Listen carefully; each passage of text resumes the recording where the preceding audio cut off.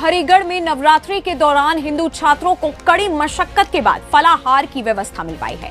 बता दें कि छात्रों की मांग पर कैंटीन में स्वच्छ भोजन और फलाहार की अलग व्यवस्था की गई। छात्रों ने आरोप लगाया था कि नवरात्रि में नॉनवेज बनने से धार्मिक भावनाएं आहत हो रही थी। ज्ञापन के बाद प्रशासन ने मांग मान ली है। छात्रों का कहना है कि हिंदू त्योहारों को लेकर एएमयू प्रशासन अक्सर लापरवाह रहता है। इस बार छात्रों के दबाव पर फैसला लेना पड़ा। ये मैंने बताऊं आपको, ये जैसे आपने अखिल कौशल जी का नाम लिया, इन्होंने कल हमें एक ज्ञापन दिया जो कि वाइस चांसलर साहिबा को संबोधित है। हमने उसको वहाँ फॉरवर्ड कर दिया, भेज दिया। इसमें एक्चुअली उन्होंने क्या है, कुछ इश्यूज उठाए।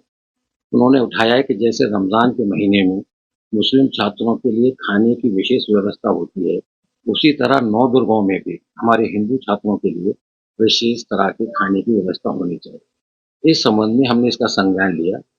मेरी डीएसडब्ल्यू साहब से भी बात हो गई। डीएसडब्ल्यू साहब ने सारे हॉल के जितने भी प्रकोष्ठ होते हैं उनको स्पेशल कंसर्न के लिए डायरेक्शन दे दिया। जहाँ तक अलीगढ़ मुस्लिम यूनिवर्सिटी का सवाल है, हमारे यहाँ हिंदू मुस्लिम दोनों तरह के छात्र मिलजुल कर रहते हैं। दोनों तरह के वेजिटेरियन और नॉन वेजिटेरियन खाना हर एक सारे छात्रों के लिए डेली बनाया जाता है, 3 टाइम्स। आज तक इस संदर्भ में कोई कंप्लेन हमको आज तक कोई प्राप्त नहीं हुई है।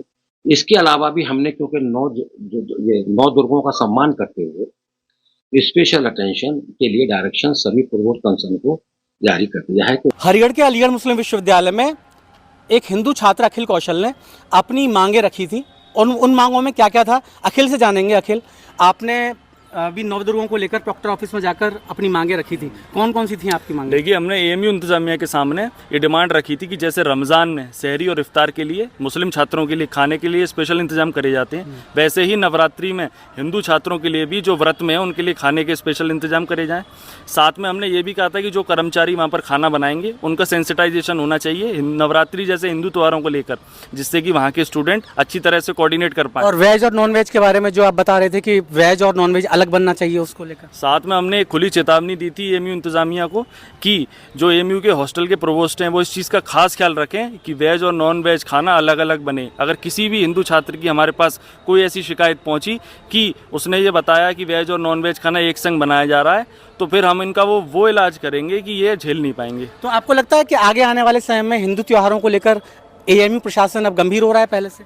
देखिए, गंभीर मैं ये नहीं कह सकता वो गंभीर हो रहा है। हमारे हमेशा अल्टीमेटम के बाद ही वो अपने रवैये को सुधारता है, लेकिन शुरुआत में उसका रवैया आज भी जो है रिजिड ही रहता है।